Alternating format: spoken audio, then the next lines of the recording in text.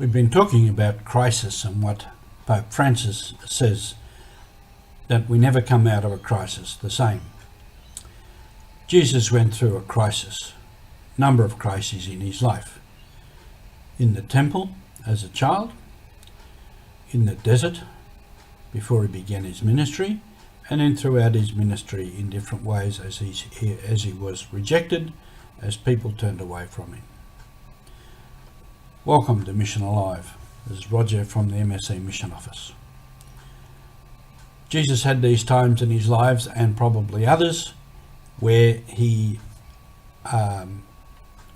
went through a crisis, and he came out of it probably better, but it was a crisis for him. And this was part of his life and his mission.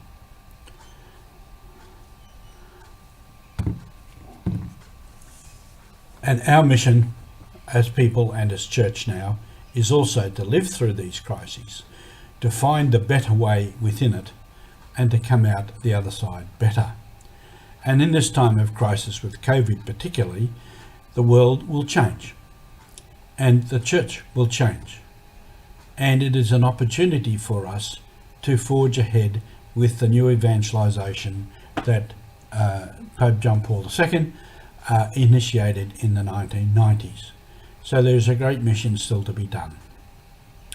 I want to refer back a little bit to the situation in Papua New Guinea as the people went through a crisis with the colonial government and the coming of the church.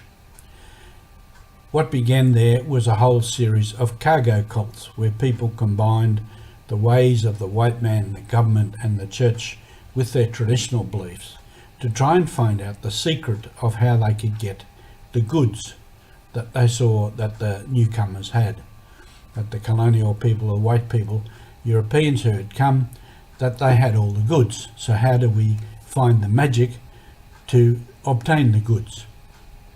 And this was the product of this crisis. Also in the war was a crisis for them. Several things that particularly on the north side and the New Guinea side, they had first had the Germans, then they had the Australians, and now they had the Japanese. So people said, okay, the Japanese are here now, we'll go with them. Later, some of them were hanged as collaborators. That all added to the mix. I remember hearing from someone who lived around Rabaul, the Talay, he said some of the older people could still sing Japanese songs, and that they had worked in the rice paddies with the Japanese there around Rabaul. So many changes to life. So all this is part of the crisis.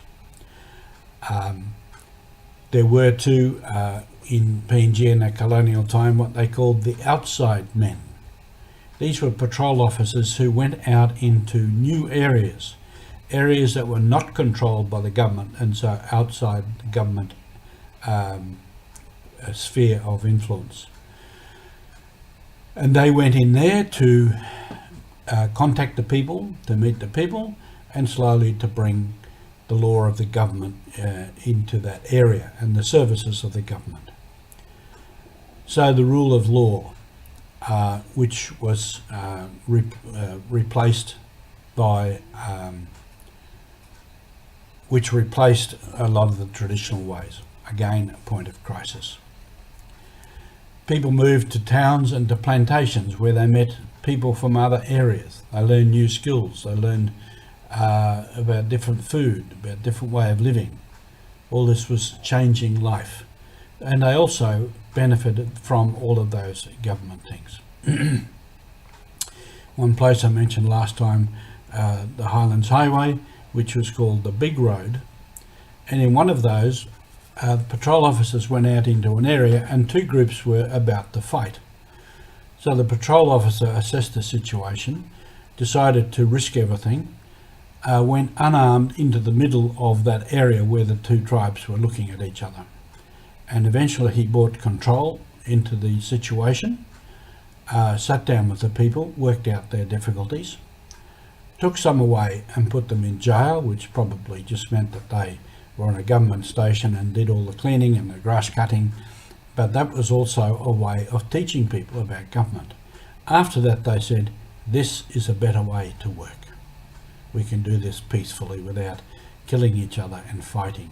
So there were great benefits to the introduction of government.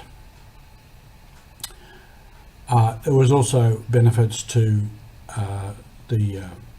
in the war, in the sense that they saw soldiers from Australia who were just ordinary men. They weren't colonials. A lot of the soldiers didn't know anything about colonial government, and they met the people in a different way on a more equal basis. They could sit down and talk with these people, share their food, their biscuits or whatever they had, and the people could relate to them in a different way. So after the war, they were thinking, this is a different type of outsider than the ones that we saw in government. So there was many benefits within that crisis, and they came out of it in many ways better off, better people, with a wider knowledge and understanding of the world, and then on the road to independence as a people. So facing the crisis is part of what we have to do. The mission of the church now is to face the crisis, to come through the crisis, and to come out better as a more evangelising church than perhaps we have been. Have a good day on mission.